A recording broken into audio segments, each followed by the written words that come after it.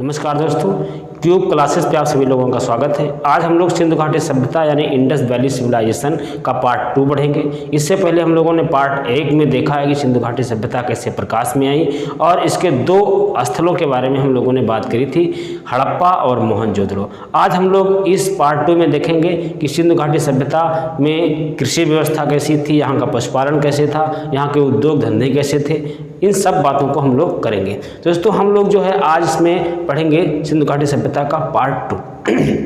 इस पार्ट 2 में हम लोग देखेंगे कि जो है ये सिंधु घाटी सभ्यता के जो लोग थे ये कैसे रहते थे, यानी ओवरऑल कहने का मतलब ये है हम लोग आर्थिक स्थिति देखेंगे। सिंधु घाटी सभ्यता की हम लोग इस पार्ट में देखेंगे आर्थिक स्थिति क्या थी, आर्थिक स्थिति क्या थी सिंधु घाटी सभ्यता के लोगों की, यानी कहने का मतलब है इकोनॉमिक कंडीशन कैसी थी, इकोनॉमिक कंडीशन जो है वो कैसी थी। इकोनॉमिक कंडीशन के बारे में हम लोग बात करेंगे।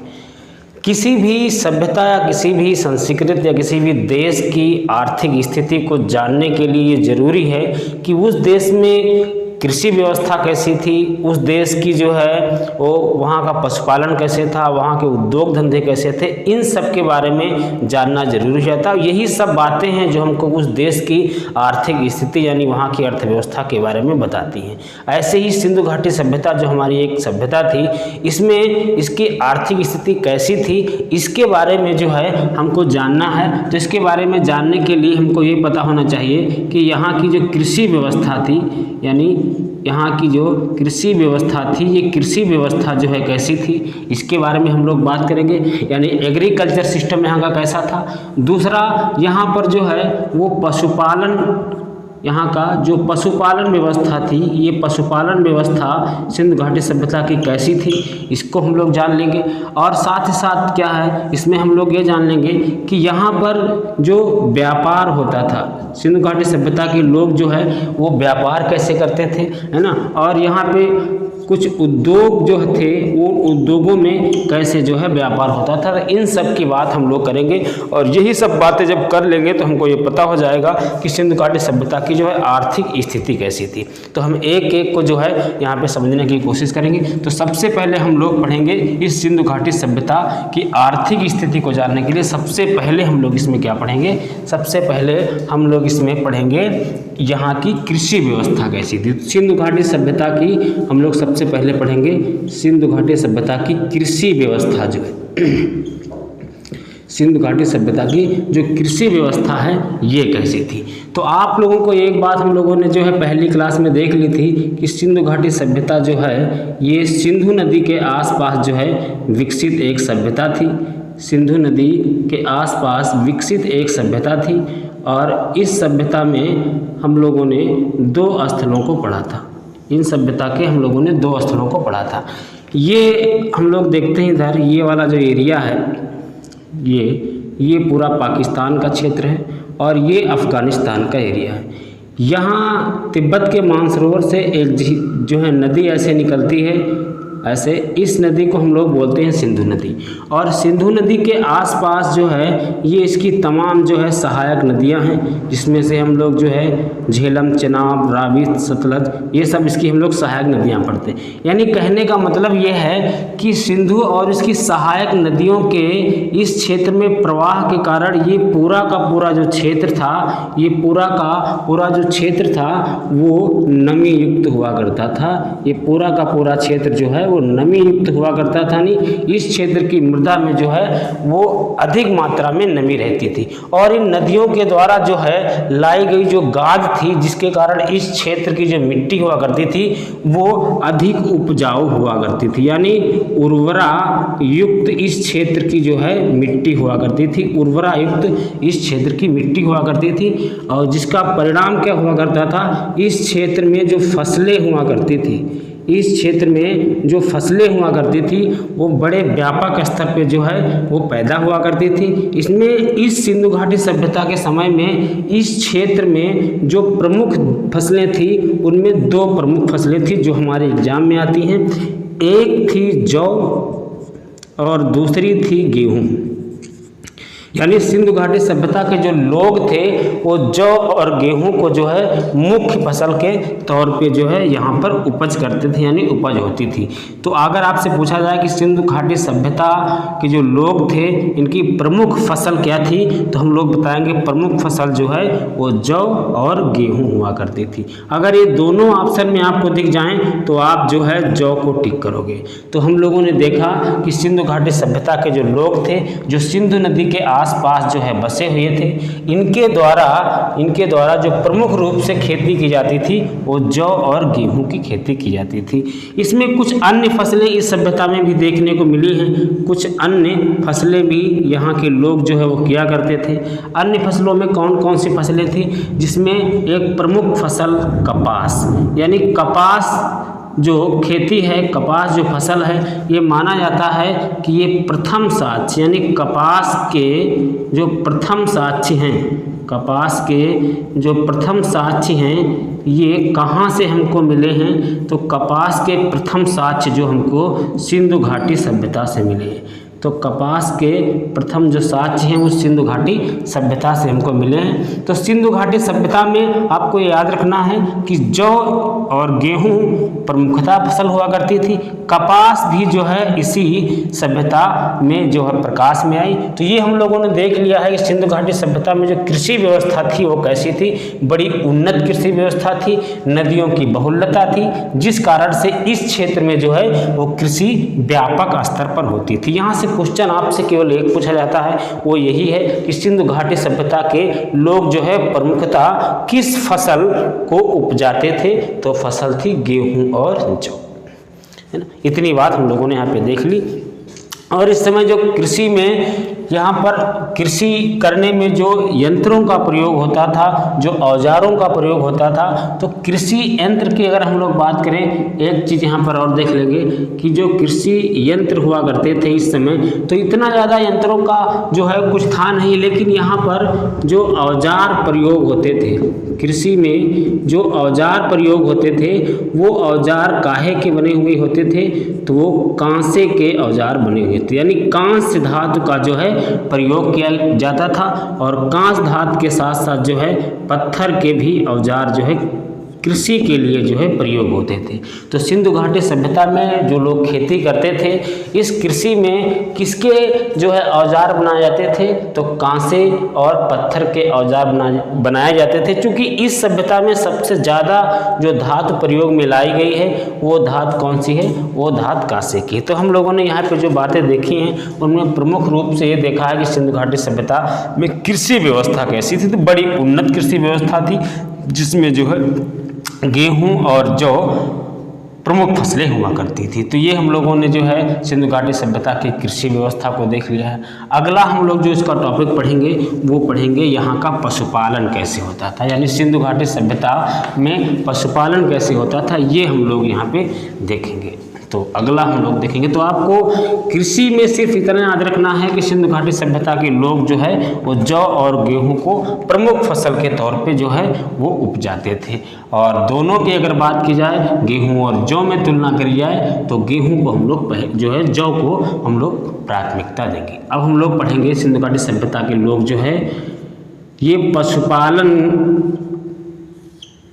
कैसे करते थे, इनके यहाँ पशुपालन की व्यवस्था कैसी थी। तो पशुपालन की जो व्यवस्था थी इसका जो हमको साक्ष्य मिलता है, यानी इसके बारे में हमको जो जानकारी मिलती है पशुपालन व्यवस्था के बारे में, तो हम लोगों ने जो है पहली क्लास में देखा था कि सिंधु घाटी सभ्यता में एक स्थल हम लोगों ने पढ़ा था मोहनजोदड़ो। स्थल का क्या नाम है, मोहनजोदड़ो। अब ये जो मोहनजोदड़ो है, इस मोहनजोदड़ो से बड़ी मात्रा में मुहरें प्राप्त हुई हैं, यानी सिंधु घाटी सभ्यता का कौन सा स्थल है जहाँ से बड़ी मात्रा में जो है मुहरें प्राप्त हुई हैं, तो वो स्थल जो है वो है मोहनजोदड़ो। और इस मोहनजोदड़ो में जो मुहरें प्राप्त हुई हैं, इसमें एक मुहर विशेषता जो प्राप्त हुई है उसमें पशुपति शिव की प्रतिमा,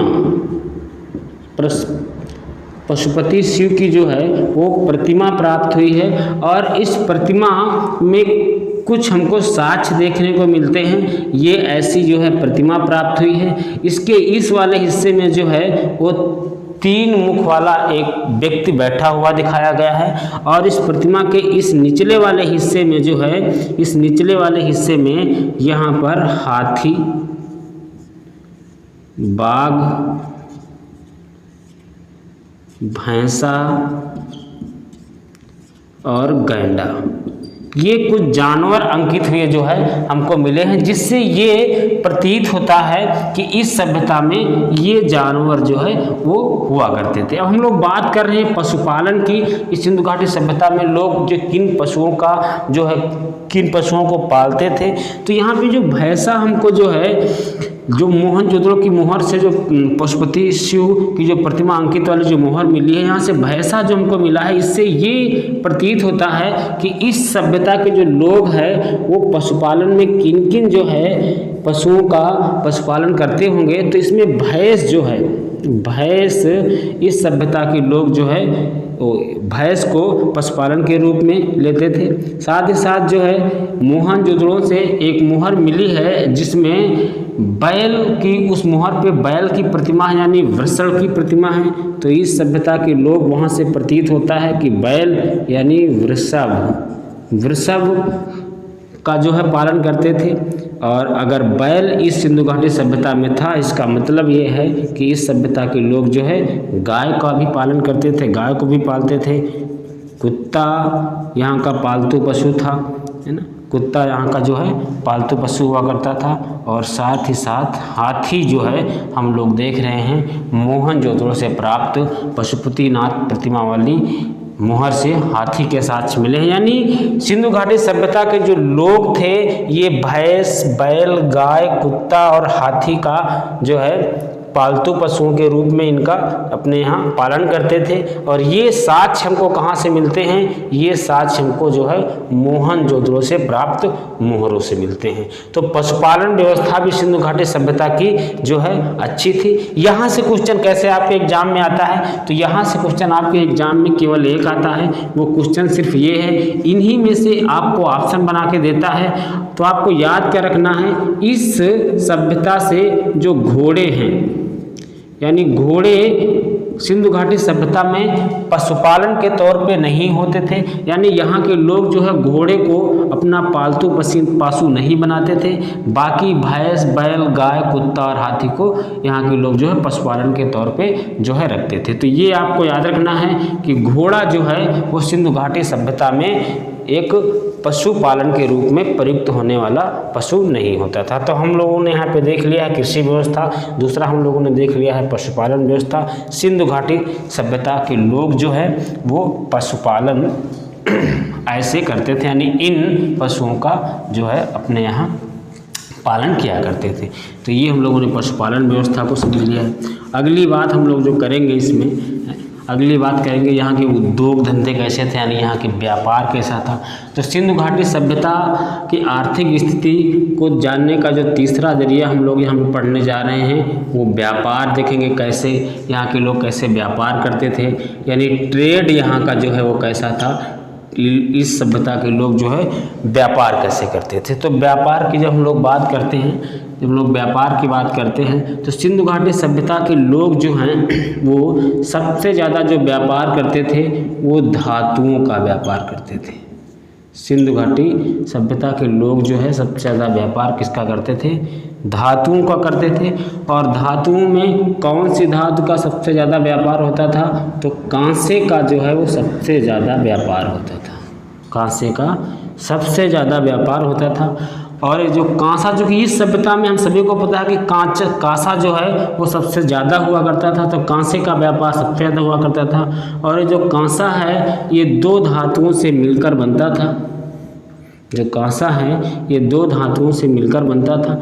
2 धातुओं मतलब इसमें तांबा और टिन, यानी जो कांसा धातु थी, ये जो कांसा धातु थी ये किससे मिलकर बनती है? तो हम लोग कहते हैं तांबा और टिन से मिलकर बनती है। ये कांसे में प्रयुक्त होने वाला जो तांबा है ये कहाँ से इसकी आपूर्ति होती थी? तो ये खेतड़ी से मंगाया जाता था। तांबे की खान है खेतड़ी, खेतड़ी की जो खान है ये तांबे के लिए फेमस है। और ये कहाँ पर है भारत में, तो भारत के राजस्थान में ये पाई जाती है। तो ये आपके एग्जाम में खूब पूछ जाता है कि खेतड़ी की खान काहे के लिए फेमस है, तो हम लोग कहेंगे तांबे के लिए फेमस है। तो सिंधु घाटी सभ्यता में प्रयुक्त होने वाली जो सर्वाधिक बड़ी धातु थी वो कांसा हुआ करती थी, और एक कांसा जो है तांबा और टिन से मिलकर बनता था। तांबा कहाँ से आता था, तो राजस्थान की खेतड़ी के खान से आता था। और ये टिन जो है कहाँ से आता था, तो ये अफ़गानिस्तान से आता था। टिन कहाँ से आता था, तो टिन जो है वो अफ़गानिस्तान से आता था। इसकी आपूर्ति अफ़गानिस्तान से हुआ करती थी। तो सर्वाधिक बड़ी मात्रा में जो सिंधु घाटी सभ्यता के लोग थे वो व्यापार जो है किसका करते थे, तो धातुओं का व्यापार करते थे। और धातु में सर्वाधिक व्यापार किस धातु का करते थे, तो कांसे का करते थे। अगली बात हम लोग यहाँ पे जो समझेंगे, तो धातुओं के साथ साथ पत्थरों का भी व्यापार होता था। जो कीमती पत्थर हुआ करते थे, पत्थरों का व्यापार भी यहाँ के लोग किया करते थे। और व्यापार का जो यहाँ पर माध्यम बनाया जाता था, व्यापार का जो माध्यम बनाया जाता था, सिंधु घाटी सभ्यता के लोग जो व्यापार करते थे, तो व्यापार कैसे करते थे, तो व्यापार करने की जो प्रणाली हुआ करती थी वो वस्तु विनिमय प्रणाली हुआ करती थी। वस्तु विनिमय प्रणाली, ये प्रणाली क्या थी, यानी अगर किसी को व्यापार करना है तो वो वस्तु के बदले जो है वो वस्तु जो है देता था। इसको वस्तु विनिमय बोलते हैं। यानी आज हम वर्तमान में अगर देखें तो हम किसी चीज़ को खरीदते हैं तो हम पैसा देते हैं, लेकिन इस सभ्यता के लोग जो है उस वस्तु के बदले में वस्तु दिया करते थे। यानी हम लोग ये बोल सकते हैं कि इस सभ्यता में जो है सिक्के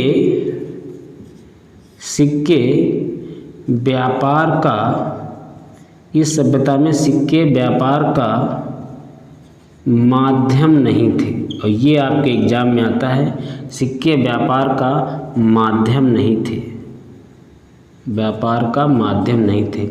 यानी जो मुद्रा के तौर पे सिक्के व्यापार में आदान प्रदान सिक्कों का नहीं होता था। किससे वस्तुएं मिलती थी, तो वस्तुओं से ही वस्तुएं मिलती थी। एक वस्तु को देता था एक व्यक्ति और उसके बदले में दूसरा व्यक्ति जो है उसको अपनी वस्तु देता था। तो वस्तु विनिमय पद्धति थी व्यापार की सिंधु घाटी सभ्यता में, यहाँ से क्वेश्चन आपसे आता है। और सिक्के जो है इस सभ्यता में व्यापार का माध्यम नहीं हुआ करते थे। सबसे बड़े मात्रा में जो व्यापार होता था वो कांसे नामक धातु का होता था। ऐसा नहीं कि इस सभ्यता में केवल कांसा ही था, इस सभ्यता में सोना, चांदी, तांबा, टिन, कांसा, ये तमाम सारी जो है धातुएं हुआ करती थी। लेकिन सबसे ज़्यादा जो व्यापार इसमें होता था वो काहे का होता था, कांसे की धातु। तो ये हम लोगों ने देख लिया सिंधु घाटी सभ्यता में व्यापार की व्यवस्था कैसी थी। अच्छी प्रणाली थी, अच्छी व्यवस्था थी। ये सिंधु घाटी सभ्यता में व्यापार की व्यवस्था भी अच्छी थी। तो हम लोगों ने सबसे पहले कृषि व्यवस्था देखा है सिंधु घाटी सभ्यता में, जिसमें हम लोगों ने देखा कि सबसे ज़्यादा प्रमुख तौर पे जौ और गेहूँ फसलें होती थी, यहाँ के लोग जो है करते थे। इसके बाद हम लोगों ने यहाँ का जो है पशुपालन व्यवस्था यहाँ की देखा है। इसके बाद हम लोगों ने व्यापार देखा है। हम लोग जब उद्योग की बात करते हैं कि यहाँ पर उद्योग जो थे, सिंधु घाटी सभ्यता के लोग जो उद्योग, यहाँ के छोटे छोटे उद्यमी थे इस सभ्यता में, तो यहाँ के जो उद्योग हुआ करते थे तो उद्योगों में जो है क्या बनता था, कैसे उद्योगों से लोग व्यापार करते थे। तो उद्योगों में व्यापार करने के लिए लोग क्या करते थे, तो मिट्टी के बर्तन, इस सभ्यता के लोग मिट्टी के बर्तन बनाया करते थे। और यही मिट्टी के जो बर्तन हैं वो छोटे छोटे उद्योगों के तौर पे जो है वो प्रसिद्ध थे, फेमस हुआ करते थे। और इन्हीं मिट्टी के बर्तनों को जो है वो कांसे की धातुओं के साथ जो है वो व्यापार हुआ करता था। तो ये मिट्टी के जो बर्तन हुआ करते थे तो इनकी खास बात एक ये थी जिसके लिए आपके एग्जाम में आते हैं। ये मिट्टी के बर्तन की ये जो ऊपरी लेयर हुआ करती थी, ये जो पूरा हिस्सा हुआ करता था, ये किस रंग से जो है, ये किस रंग से इसको कलर किया जाता था, ये रंगा जाता था। तो मिट्टी के बर्तनों का जो ऊपरी हिस्सा हुआ करता था वो लाल रंग से, और जो निचला हिस्सा हुआ करता था ये काले रंग से जो है वो इसकी रंगाई की जाती थी। तो सिंधु घाटी सभ्यता में जो मिट्टी के बर्तन हुआ करते थे, इन बर्तनों पे किस रंग का प्रयोग इस सभ्यता के लोग करते थे? तो रंग की हम लोग जब बात करेंगे तो लाल रंग का प्रयोग करते थे। नीचे तली में जो है वो काले रंग का भी प्रयोग इस सभ्यता के लोग करते थे। तो सिंधु घाटी सभ्यता की आर्थिक स्थिति इतनी अच्छी थी, हम लोगों ने देखा कि यहाँ की कृषि व्यवस्था अच्छी थी, यहाँ का उद्योग यहाँ के अच्छे थे, यहाँ की व्यापारिक व्यवस्था अच्छी थी, और यहाँ का पशुपालन जो था वो बड़े स्तर पे था। यानी ये सभ्यता एक नगरीय सभ्यता थी। इसका बड़ा एग्जाम्पल हमको मिलता है यहाँ पर जो है, इसका बड़ा एग्जाम्पल हमको यहाँ पर मिलता है उद्योग से और यहाँ की व्यापारिक व्यवस्था थी, है ना। तो ये हम लोगों ने यहाँ पर देख लिया है। आगे हम लोग पढ़ेंगे इस सभ्यता में कि यहाँ की जो है, इस सभ्यता की जो राजनीतिक स्थिति कैसी थी। तो आर्थिक स्थिति को हम लोगों ने समझ लिया है। यहाँ से क्वेश्चन आते हैं, आप लोग इसको ध्यान से देखिएगा। सिंधु घाटी सभ्यता जो हमारी थी, इस सिंधु घाटी सभ्यता में राजनीतिक स्थिति कैसी थी?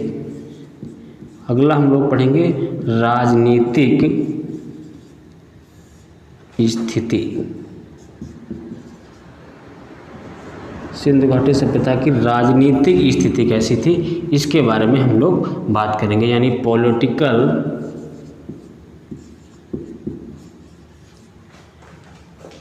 कंडीशन कैसी थी। तो सिंधु घाटी सभ्यता की राजनीतिक स्थिति कैसी थी?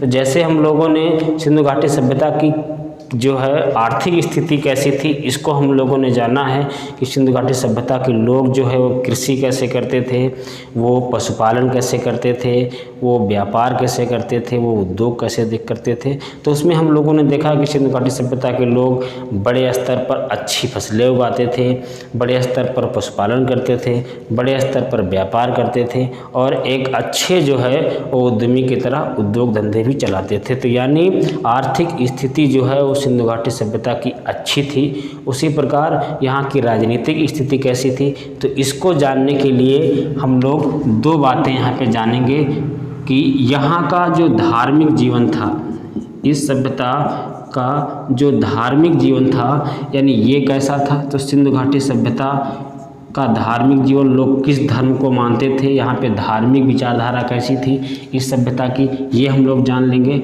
और यहाँ का जो सामाजिक जीवन था, इस सभ्यता का जो सामाजिक जीवन था, इसको हम लोग जान लेंगे। और इन दोनों बातों से हम ये यहाँ पे समझ लेंगे कि यहाँ की राजनीतिक व्यवस्था कैसी थी। तो सिंधु घाटी सभ्यता के लोग जो है कितने ज़्यादा पॉलिटिकल थे, इसको हमको जानना है। तो इनको ये जानना होगा कि यहाँ की धार्मिक जीवन, यानी यहाँ की धार्मिक विचारधारा कैसी थी और सामाजिक विचारधारा कैसी थी, यानी लोग किस धर्म को मानते थे, कैसी समाज में जो है लोगों की जो है वो मंशा हुआ करती थी। तो इनको हम लोग यहाँ पे समझ लेंगे। तो सबसे पहले हम लोग जो है यहाँ पे देखेंगे कि सिंधु घाटी सभ्यता के लोगों का धार्मिक जीवन कैसा था। सबसे पहले हम लोग यहाँ पे समझेंगे धार्मिक जीवन। सिंधु घाटी सभ्यता के लोगों का धार्मिक जीवन कैसे था। क्वेश्चन यहाँ से भी आपके एग्जाम में आते हैं। तो धार्मिक जीवन की जब हम लोग बात करते हैं कि सिंधु घाटी सभ्यता के लोग जो है यहाँ पे कैसा जो है धार्मिक जीवन था, तो इसको जानने के लिए जो है हमारे पास क्या स्रोत हैं। तो इसको जानने के लिए हमारे पास जो है वो पुरातात्विक स्रोत हैं, पुरातात्विक स्रोत। यानी ये हम लोग बोल सकते हैं कि सिंधु घाटी सभ्यता के लोगों के धर्म के बारे में जानकारी हमको केवल पुरातात्विक स्रोतों से मिलती है। अब ये पुरातात्विक स्रोत क्या हैं, तो सिंधु घाटी सभ्यता में जो उत्खनन स्थल हैं, जो स्थल यहाँ से जो है वो निकाले गए हैं, उन स्थलों से जो हमको मुहरें मिली हैं, यहाँ से जो हमको मूर्तियाँ मिली हैं, और यहाँ से जो हमको मृद भांड मिले हैं,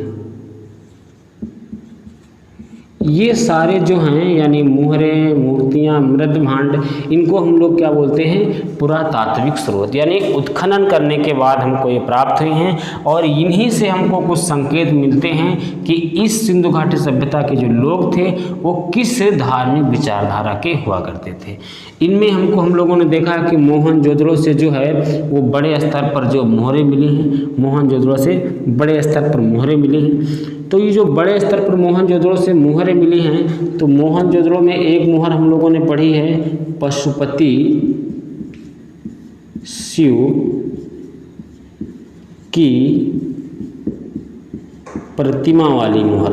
तो ये जो पशुपति शिव की प्रतिमा वाली मोहर हमको मिली है, इसमें हम लोगों ने देखा है कि इस मोहर के ऊपरी हिस्से में जो है वो इस मोहर के ऊपरी हिस्से में त्रिमुख वाले एक पुरुष को दिखाया गया है जो बैठा हुआ है ना। और इस त्रिमुख वाले जो ये पुरुष है इस पशुपति शिव की प्रतिमा पर, इस मोहर में, तो इसको जो इस समय मोहनजोदड़ो, हम लोगों ने पहले क्लास में पढ़ा था कि ये जो मोहनजोदड़ो है, इस मोहनजोदड़ो का जो उत्खनन है वो किसके निर्देशन में किया गया था, तो हम लोगों ने जॉन मार्शल को पढ़ा था। तो इस जॉन मार्शल ने जो है, जॉन मार्शल के द्वारा इस मोहर में ये त्रिमुखी पुरुष की जो उपमा दी गई है, यानी जो त्रिमुखी पुरुष के बारे में बताया गया है जॉन मार्शल के द्वारा, इन्होंने कहा है ये कौन है, तो ये इसकी तुलना रुद्र शिव से करी है। यानी इस पुरुष को जो है जॉन मार्शल ने शिव को बताया है और कहा कि इस सिंधु घाटी सभ्यता के लोग जो है वो किस देवता की जो है पूजा करते थे, तो इन्होंने बताया जो है शिव की पूजा करते थे, यानी पशुपति की पूजा करते थे, पशुपति की पूजा करते थे। और पशुपति को क्या बताया है, शिव बताया। यानी सिंधु घाटी सभ्यता के लोग जो है वो किस देवता की पूजा किया करते थे, तो पशुपतिनाथ यानी पशुपति शिव की पूजा किया करते थे। ये जानकारी हमको सिंधु घाटी सभ्यता से प्राप्त होने वाली मोहरों से मिलती है, जो हमको एक मोहर से मोहनजोदड़ो से मिली थी। दूसरा हम लोग यहाँ पे देख रहे हैं जो मूर्तियाँ यहाँ से मिली हैं, तो इन मूर्तियों में जो है, इन मूर्तियों में ज़्यादातर जो मूर्तियाँ हैं सिंधु घाटी सभ्यता से जो मूर्तियाँ मिली हैं, इसमें ज़्यादातर जो मूर्तियाँ हमको मिली हैं ये स्त्रियों की मिली हैं। ज़्यादातर मूर्तियाँ स्त्रियों की मिली हैं। तो ज़्यादातर स्त्रियों की मूर्तियाँ मिलने की वजह से ये माना जाता है कि यहाँ के लोग जो है, इस सभ्यता के जो लोग हैं वो मातृ देवी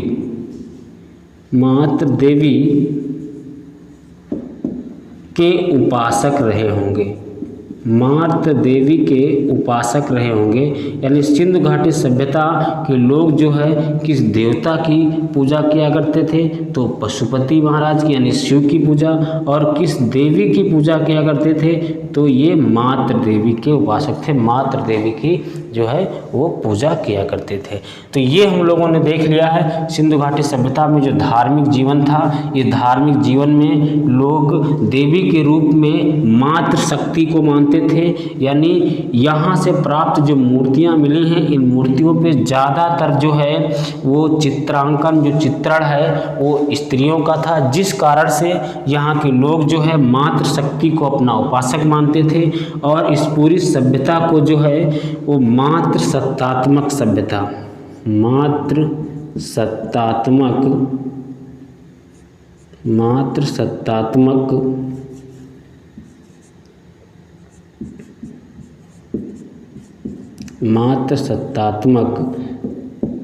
सत्ता बताया। यानी आज हम लोग वर्तमान समय में अगर देखते हैं तो हमारे यहाँ हमारा देश जो है पुरुष प्रधान है। यानी घर का मुखिया जो पिता होता है वो मुखिया होता है। तो जहाँ पर घर में मुखिया पिता होगा उस व्यवस्था को हम लोग बोलते हैं पितृसत्तात्मक, और जहाँ पर मुखिया के तौर पे माता होगी यानी कोई स्त्री होगी, उस सभ्यता को, उस कल्चर को हम लोग बोलेंगे मातृसत्तात्मक व्यवस्था। तो सिंधु घाटी सभ्यता में मिली मूर्तियों में सबसे ज़्यादा ज़्यादा स्त्रियों की जो है प्रतिमा पाई गई है। इस कारण से माना जाता है इस सभ्यता में जो व्यवस्था थी वो मात्र सत्तात्मक व्यवस्था हुआ करती थी।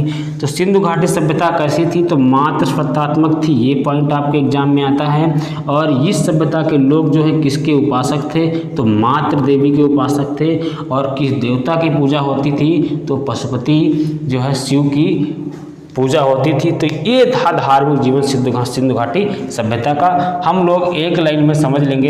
यहाँ का हम लोगों ने धार्मिक जीवन पढ़ लिया।